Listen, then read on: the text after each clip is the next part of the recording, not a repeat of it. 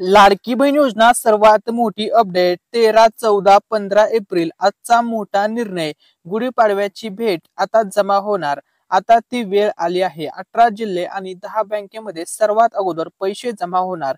गरीब कुटुंबातील महिलांना होळीच्या सणाला साडीचं वाटप करण्यात आलं. आता त्या कोणत्या बँका आहेत ज्या बँकांमध्ये आता मोठा निर्णय घेण्यात आलेला आहे व लाडकी बहीण योजनेचे आता पैसे पडणार आहेत व 18 जिल्हे असे कोणते आहेत ज्या जिल्ह्यामध्ये सर्वात अगोदर पैसे जमा होणार आहेत. संपूर्ण अपडेट आजच्या व्हिडिओमध्ये पाहणार आहोत आणि ही ऑथेंटिक अपडेट आपण मिस्टर रँडम मराठी या युट्यूब चॅनलवरती देत आहोत. चला तर आता आपण मेन टॉपिकला आणि मेन व्हिडिओला आता सुरुवात करूया. त्या अगोदर व्हिडिओला लाईक करायला, चॅनलला सबस्क्राईब करायला आणि हा व्हिडिओ शेअर करायला विसरायचं नाहीये.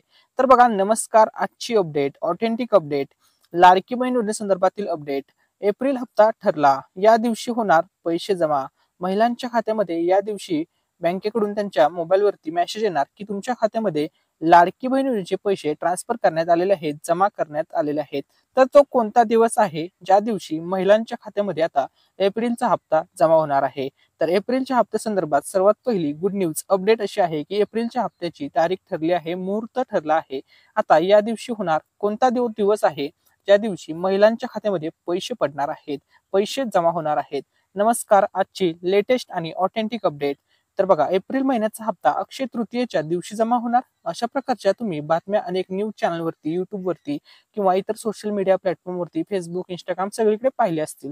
ठीक आहे, टीव्ही चॅनलवरती सुद्धा पाहिले असतील की अक्षय तृतीयेच्या दिवशी जमा होणार एप्रिल महिन्याचा हप्ता. तर खरंच अक्षय तृतीयेच्या दिवशी एप्रिलचा हप्ता जमा होणार का? आता त्याविषयी माहिती सांगणार आहे की त्याच्या अगोदर पैसे जमा होणार आहेत ते सुद्धा सांगणार आहे. तर बघा, अक्षय तृतीयेच्या दिवशी हप्ता जमा होणार अशाच बातम्या तुम्ही न्यूज चॅनलवरती पाहिलेल्या असतील. आता तुम्ही जेवढ्या पण बातम्या पाहिल्या असतील त्यामध्ये तुम्हाला एक कॉमन गोष्ट दिसली असेल, कॉमन गोष्ट पाहिली असेल, ती म्हणजे अशी आहे की एप्रिल महिन्याचा हप्ता अक्षय तृतीयेच्या दिवशी येणार. आणि त्यापुढे म्हणजे तिथं स्पष्टपणे सांगितलं नाही की ऑफिशियल अपडेट आहे किंवा ऑफिशियल घोषणा आहे, असं सांगितलं नाही. फक्त अंदाज आहे किंवा शक्यता त्यांनी वर्तवली आहे की अक्षय तृतीयाच्या दिवशी, म्हणजे त्या दिवशी शुभ दिवस आहे, शुभ मुहूर्त आहे, म्हणजे अक्षय तृतीया दिवशी हप्ता येणार. आणि त्यापुढे जर तुम्ही नीट बारकाईने पाहिलं असेल तर क्वेश्चन मार्क दिलेला आहे, म्हणजे अक्षय तृतीया दिवशी हप्ता येणार, एप्रिलचा हप्ता जमा होणार, महिलांच्या खात्यामध्ये अक्षय तृतीयेच्या शुभ दिवशी पैसे येणार. आणि त्यापुढे क्वेश्चन मार्क आहे, म्हणजे प्रश्नचिन्ह आहे. ठीक आहे, याचा अर्थ असा आहे की अधिकृत अजूनपर्यंत घोषणा झालेली नाहीये. तुम्हाला माहित आहे पाठीमागचे जे तुम्हाला हप्ते मिळाले, 8वा हप्ता असेल, 9वा हप्ता असेल, जे पण तुम्हाला 9 हप्ते आतापर्यंत मिळाले, प्रत्येक वेळी शासनाने अगोदर 2-3 दिवस घोषणा केली आहे, अधिकृत घोषणा होते आणि तुम्हाला सांगितलं जातं की या तारखेपासून पैसे पडण्यास सुरुवात होतील. जास्त करून बघा, महिला व बालविकास मंत्री आदिती तटकरे मॅडम याबद्दल अपडेट देत असतात. त्या अगोदर 2-3 दिवस घोषणा करतात आणि त्यानंतर मग त्यांनी जी तारीख सांगितली असते त्या तारखेच्या पासूनच पैसे जमा होण्यास सुरुवात होतं. उदाहरणार्थ त्यांनी सांगितलेलं होतं पाठीमागच्या वेळेस की महिला दिनच्या वेळेस आम्ही महिला दिनाला सन्मान निधी लाडक्या बहिणींच्या खात्यामध्ये जमा करणार आहोत आणि 8 मार्च पासून त्यावेळेस पैसे जमा जाण्यास सुरुवात झाली होती. तसं यावेळेस अजूनपर्यंत तशा प्रकारची घोषणा झालेली नाहीये. न्यूज चॅनलवरती सांगितलं जात आहे, अंदाज लावला जात आहे. ठीक आहे, अक्षय तृतीया दिवशी हप्ता येणार असं सांगितलं जात आहे, परंतु त्या दिवशी तारीख आहे 30 एप्रिल. ठीक आहे, आणि एप्रिल महिन्याचा शेवटचा दिवस आहे, त्यामुळे एप्रिलचा हप्ता हा एप्रिल मध्ये मिळणार आहे ही गोष्ट निश्चित आहे. परंतु या ठिकाणी बघा, शेवटच्या दिवसापर्यंत तुम्हाला वाट पाहावी लागेल का, त्याविषयी आपण अपडेट पाहूया की एप्रिलचा हप्ता अक्षय तृतीयालाच मिळणार की त्याच्या अगोदर पण मिळू शकतो. आता त्याविषयी काय अपडेट आहे ती अपडेट आपण पाहणार आहोत. त्या अगोदर एका दुसऱ्या योजनेसंदर्भात सुद्धा या ठिकाणी ऑथेंटिक अपडेट आलेले आहे. तर बघा, त्या योजनेचं नाव आहे अमृत योजना. तर बघा, अमृत या योजनेचे अर्ज भरण्याची प्रक्रिया आता सुरू झालेली आहे.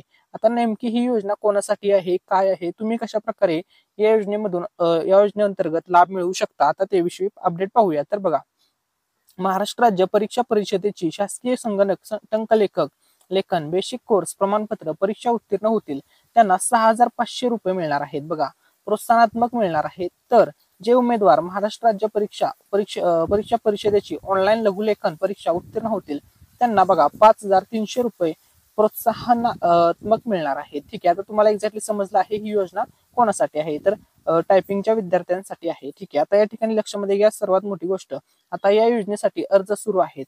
टायपिंग केलेल्या विद्यार्थ्यांना भेटणार आहे 6,500 रुपये. पात्रता कागदपत्रे याबद्दल जर तुम्हाला माहिती पाहिजे असेल डिटेलमध्ये तर कमेंटमध्ये अमृत योजना असं टाईप करा, त्यानंतर तुम्हाला माहिती मिळून जाईल.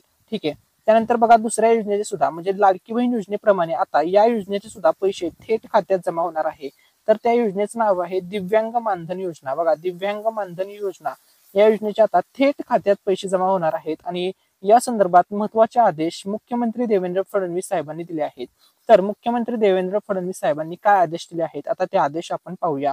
ठीक आहे, तर बघा, दिव्यांग मानधन योजना, मुख्यमंत्री देवेंद्र फडणवीस साहेब दिले महत्वाचे आदेश. लाडकी बहीण योजनेप्रमाणे थेट खात्यात आता पैसे जमा होणार. बघा, मुख्यमंत्री देवेंद्र फडणवीस साहेबांनी काय काय आदेश दिलेत, आता ते सर्व आदेश या ठिकाणी आपण पाहूया. ठीक आहे, पहिला आदेश बघा, पहिला आदेश काय आहे, लाडकी बहीण प्रमाणे दिव्यांग मानधन सुद्धा थेट खात्यात पैसे जमा करा, असं त्यांनी आदेश दिलेला आहे. त्यानंतर दुसरा आदेश आहे मानधन वाढवण्याबाबत सकारात्मक विचार करणार, असं त्यांनी सांगितलेलं आहे. तिसरा आदेश आहे अंत्योदय योजनेत दिव्यांगांचा समावेश तातडीने करणार, असं सुद्धा त्यांनी सांगितलेलं आहे. ठीक आहे, त्यानंतर बघा 4 नंबरचा आदेश आहे निकषात न बसणाऱ्यांसाठी सरकार स्वतंत्र योजना तयार करणार, अशी माहिती देवेंद्र फडणवीस साहेबांनी दिली. 5वा आदेश आहे घरकुलासाठी स्वतंत्र योजना तयार करणार, असं मुख्यमंत्री देवेंद्र फडणवीस साहेब म्हणाले. ठीक आहे, त्यानंतर बघा 6वा आदेश आहे दिव्यांग रोजगारासाठी धोरण. आणि त्यानंतर 7वा आदेश असा आहे की प्रत्येक विद्यापीठात दिव्यांगांसाठी स्वतंत्र व्यवस्था तयार करा, असं सुद्धा त्यांनी सांगितलेलं आहे. बघा, एकूण त्यांनी 7 आदेश दिले आहेत दिव्यांग मानधन योजनेसंदर्भात. तसेच त्यांनी स्पष्टपणे सांगितलेलं आहे की लाडकी बहीण योजनेसारखेच थेट खात्यात पैसे दिव्यांग मानधन योजनेचे सुद्धा जमा होणार आहेत. ठीक आहे, त्यानंतर बघा सर्व लाडक्या बहिणींना आता खुशखबर आहे. आता खुशखबर काय आहे ते आपण अपडेट जाणून घेऊया. तर बघा, सर्व लाडक्या बहिणींना खुशखबर, आता होणार 10वा हप्ता वाटप. पण कधी होणार, तुम्ही आता अनेक न्यूज चॅनलवरती, युट्यूब चॅनलवरती सगळीकडे न्यूज पाहिले आहे की 10व्या हप्त्याची तारीख जी सांगितली जात आहे ती 10व्या हप्त्याची तारीख सांगितली जात आहे. अक्षय तृतीयेच्या शुभमुहूर्तावर 10वा हप्ता जमा होणार, 30 मार्च पर्यंत 10वा हप्ता येईल, अशा प्रकारच्या न्यूज या ठिकाणी व्हायरल होत आहेत व अपडेट दिली जात आहे. परंतु एक्झॅक्टली तुम्हाला कधी पैसे मिळतील हे व्हिडिओमध्ये पुढे सांगणार आहे, शेवटपर्यंत व्हिडिओ पाहायचा आहे.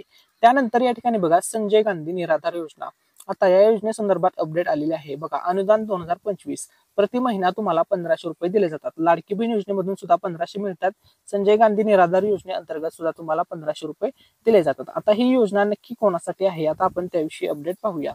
ठीक आहे, अर्जदार खालीलपैकी एक असावा. ठीक आहे, बघा, 65 वर्षाखालील निराधार पुरुष आणि महिला, अनाथ मुले, सर्व श्रेणीतील अपंग व्यक्ती, क्षयरोग, कर्करोग, एड्स, कुष्ठरोग यासारख्या आजारांमुळे स्वतःचे पालन पोषण करू शकत नसलेले पुरुष आणि महिला.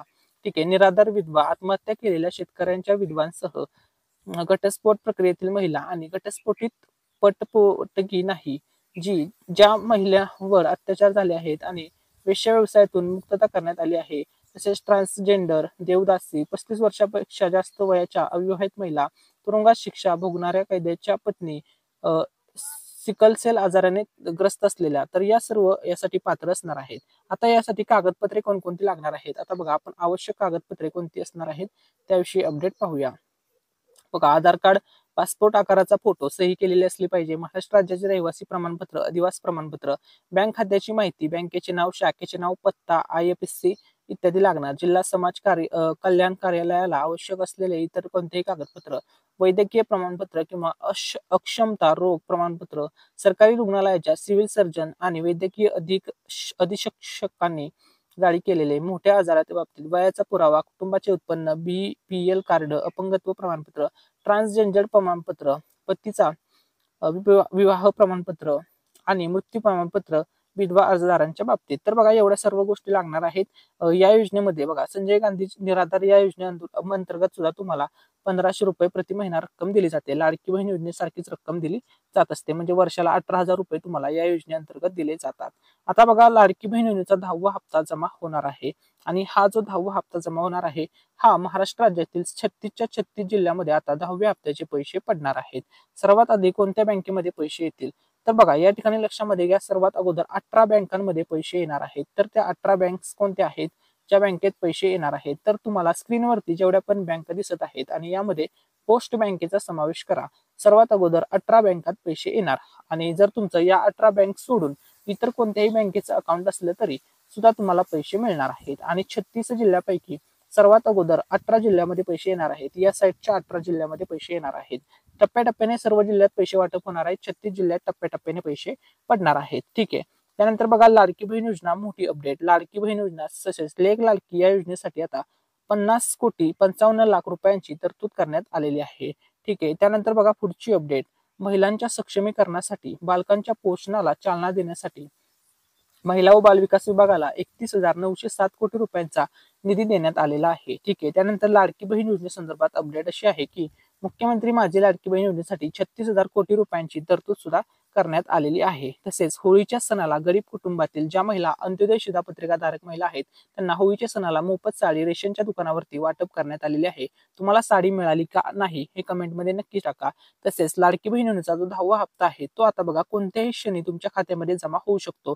कारण की एप्रिल महिना सुरू झालेला आहे, त्यामुळे 10वा हप्ता तुम्हाला कोणत्याही क्षणी मिळू शकते. त्याबाबत ऑफिशियल अधिकृत घोषणा केली जाईल आणि त्यानंतर तारीख डिक्लेअर केली जाईल व लाडक्या बहिणींच्या खात्यामध्ये 10वा हप्ता पाठवला जाणार आहे.